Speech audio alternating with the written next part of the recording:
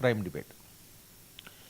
జగన్మోహన్ రెడ్డి గారు పులివెందుల అంశం మనం చూస్తున్నాం. జెడ్పీటీసీ ఓడిపోవడం అప్పటి నుంచి రాజకీయాలు ఒక్కసారిగా ఆంధ్రప్రదేశ్లో వేడెక్కినాయి.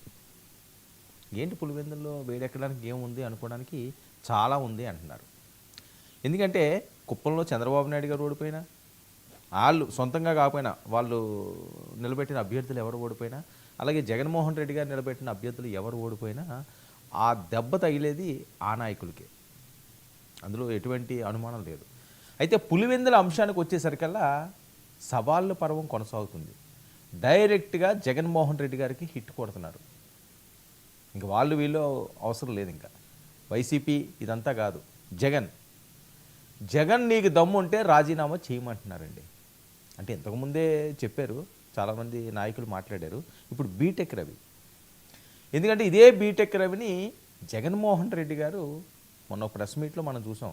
ఎవరో బీటెక్ రవట, ఎలా ఉంటాడో ఏముంటాడో అసలు ఆ బీటెక్ రవి ఎవరో తెలియనట్టుగా.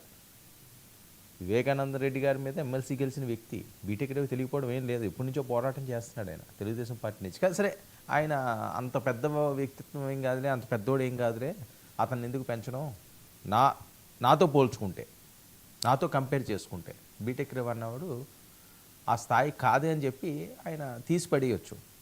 కానీ కట్ చేస్తే ఏమైంది, వాళ్ళ భార్య, వాళ్ళ శ్రీమతి, ఆవిడ ఇప్పుడు జెడ్పీటీసీ కింద కూర్చుంది. జెడ్పీటీసీ పదవి ఏదో ఎంపీ అనో లేకపోతే ఒక మంత్రినో లేకపోతే ముఖ్యమంత్రినో ఈ స్థాయి అని నేను అంటలేదు. ఏ స్థాయి అయినప్పటికీ కూడా పులివెందుల్లో ఎన్నిక కావడం, వైఎస్ఆర్సీపీని కొట్టడం, ఇది అక్కడ గొప్పతనం. ఏదైతే అక్కడ రిగ్గింగ్లు జరిగినాయి, ఇంకోటి జరిగినాయి అంటున్నా అంటే బీటెక్లో మాట్లాడే మాటలు ఏంటంటే, సరే జగన్మోహన్ రెడ్డి రిగ్గింగ్ జరిగింది అంటున్నావు, బాగానే ఉంది, నీ కేంద్రం నుంచి బలగాలను తీసుకురావాలంటున్నావు, ఎన్నికలు జరిపించాలంటున్నావు, ఇదిగో మా ఆవిడకి నేను రిజైన్ చేయించేస్తాను, నువ్వు రాజీనామా చేసి రా, కేంద్ర బలగాలతో ఎన్నికలు చేద్దాం, నువ్వో మేము తేల్చుకున్నాం అని జగన్మోహన్ రెడ్డి గారికి తెలియని బీటెక్ రవి మాట్లాడుతున్న మాట్లాడి ఆ బయట కూడా విందాం. ఒకసారి బయట ప్లే చేయండి. మాది అట్లే మేము మా భార్యతో మేము రాజీనామా చేయిస్తాం. తర్వాత మిమ్మల్ని కూడా ఒకటే సవాల్ అడుగుతున్నా నేను. ఏదైతే పులివెందుల ప్రజలు నిన్ను ఎమ్మెల్యేగా గెలిపిస్తే ఇంతవరకు అసెంబ్లీకి రాలే, పులివెందుల సమస్యలు పట్టించుకోలే, ఏమీ పట్టించుకోలే. అట్టేటప్పుడు నీకు ఎమ్మెల్యే పదవి కూడా నువ్వు అనర్హత, ఆ ఎమ్మెల్యే పదవి కూడా నువ్వు అర్హుడు కాదు. నీకు నిజంగా ఇప్పుడు నిన్న పులివెందులు జరిగిన ఎలక్షన్ ప్రజాస్వామ్యబద్ధంగా జరగలేదు అని నువ్వు నిజంగా ఫీల్ అయ్యి ఏదన్నా ఉంటే మీరు కూడా ఖచ్చితంగా రాజీనామా చేసి రండి. 2 ఎలక్షన్స్ తర్వాత కేంద్ర బలగాలతో జరిపిస్తాం. ఎలాంటి ప్రజాస్వామ్యబద్ధంగా సెంట్రల్ ఫోర్స్ పెట్టి, మీరు అడిగిన విధంగా సెంట్రల్ ఫోర్స్ పెట్టి జరిగిద్దాం. అప్పుడు పులివెందుల ఎమ్మెల్యేకి బై ఎలక్షను, పులివెందుల మండల జెడ్పీటీసీకి కూడా బై ఎలక్షన్ వస్తుంది. అప్పుడు చేతన అయితే చూసుకుందాం. అప్పుడు నీ కథ ఏందో మా కథ ఏందో రాష్ట్ర ప్రజలకు కూడా తెలుస్తుంది. దమ్ముంటే నా ఈ సవాల్ను స్వీకరించవలసిందిగా జగన్మోహన్ రెడ్డిని కోరుతున్నాను. ఇప్పుడు ఇది బీటెక్ రవి బహిరంగ సవాల్. అది జగన్మోహన్ రెడ్డి గారికి పులివెందుల సాక్షిగా, పులివెందుల గడ్డపైన తేల్చుకుందాం అంటున్నారు. నీకు అర్హత లేదు అంటున్నారు.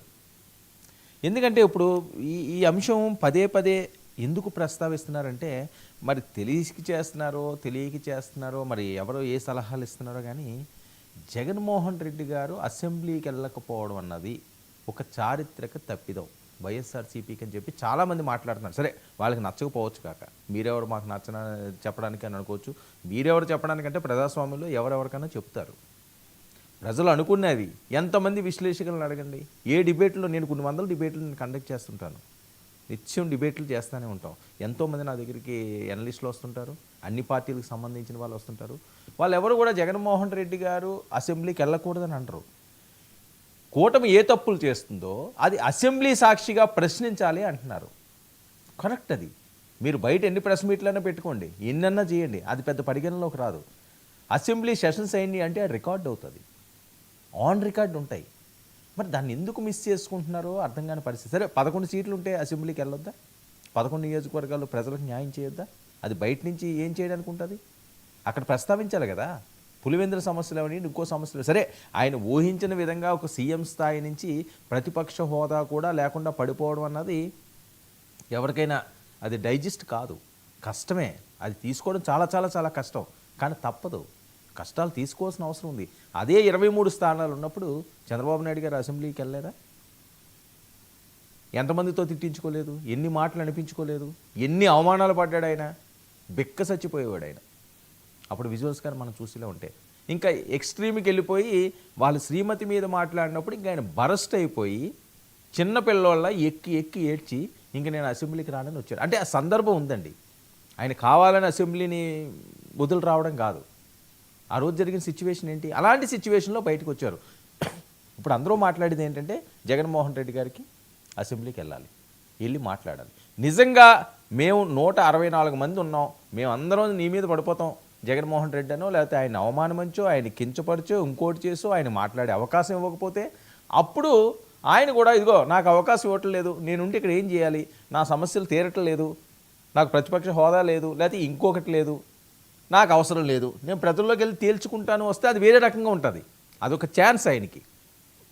అసలు మనం వెళ్ళకుండా అక్కడ ఏం జరుగుతుందో ఏం జరగట్లేదో తెలుసుకోకుండానే ముందే తూచి నేను వెళ్ళను అంటే అది ఏ రకంగా హర్షిస్తారు, వాళ్ళకే ఇబ్బంది. మరి ఆయన ఎందుకు అలా చేస్తున్నారో అర్థం కాదు, మరేమో ఈ సెషన్స్కి ఏమన్నా వెళ్తారేమో చూద్దాం. ఏమైనప్పటికీ ఇప్పుడు ఆయన ఏమంటున్నారు, ప్రజాస్వామ్యబద్ధంగా ఎన్నికలు జరగలేదంటున్నారు, మరి దమ్ముంటే నువ్వు రాజీనామా చెయ్యి అంటారు, మేము రాజీనామా చేస్తామంటారు, ప్రజాస్వామ్యబద్ధంగా తేల్చుకుందాం అంటున్నాడు ఆయన బీటెక్ రవి.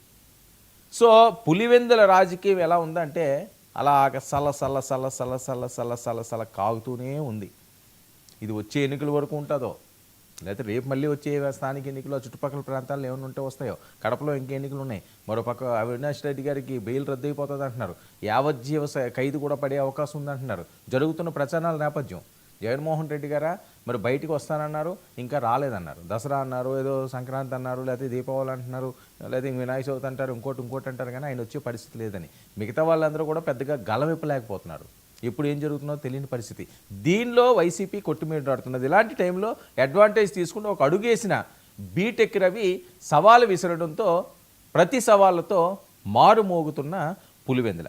ఇక మరో అంశానికి వస్తే వివేక హత్య కేసులో సుప్రీంకోర్టు షాక్ ఇచ్చింది.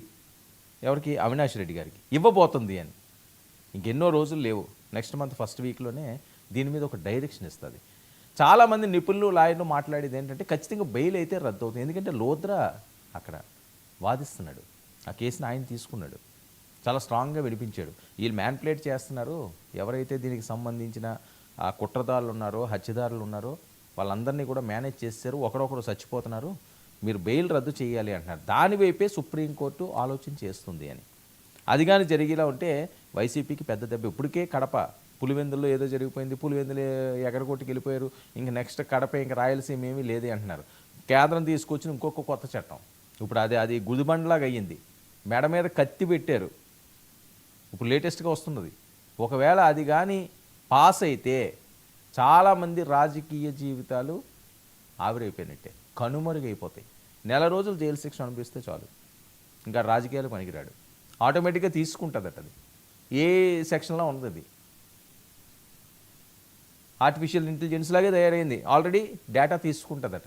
నెల రోజులు జైల్లో ఉన్నారని తెలిస్తే అది దొంగ అయ్యాడో దొర అయ్యాడో చేసాడో చెయ్యలేదో 1 మంత్ ఉంటే చాలు, ఏమున్నది ఎవరినైనా 1 మంత్ తీసుకెళ్ళి పెట్టేస్తారు. అధికారులు ఎవరుంటే అపోజిషన్లో ఉన్నవాడిని ఖచ్చితంగా 1 మంత్ పెడతారు, ఏదో కేసులో పెడతారు అని భయం వేస్తుంది, భయపడుతున్నారు, బిక్కుమంటున్నారు. ముఖ్యమంత్రి స్థాయి వ్యక్తులకే చెమటలు పట్టేసే పరిస్థితి. ఇలాంటి టైంలో ఉపరాష్ట్రపతి ఎన్నికలకు సంబంధించి జగన్మోహన్ రెడ్డి గారికి రాజ్నాథ్ సింగ్ గారు ఫోన్ చేయడం, నేను మీ అంటగానే ఉన్నాను కదండి, నేను ఎప్పుడు మీకు నేను సపోర్ట్ చేయలేదని చెప్పి జగన్మోహన్ రెడ్డి గారు అన్నారట. ఆప్యాయంగా మాట్లాడుకుంటున్నారు. దీని మీద కూడా వైరల్ అవుతున్నది.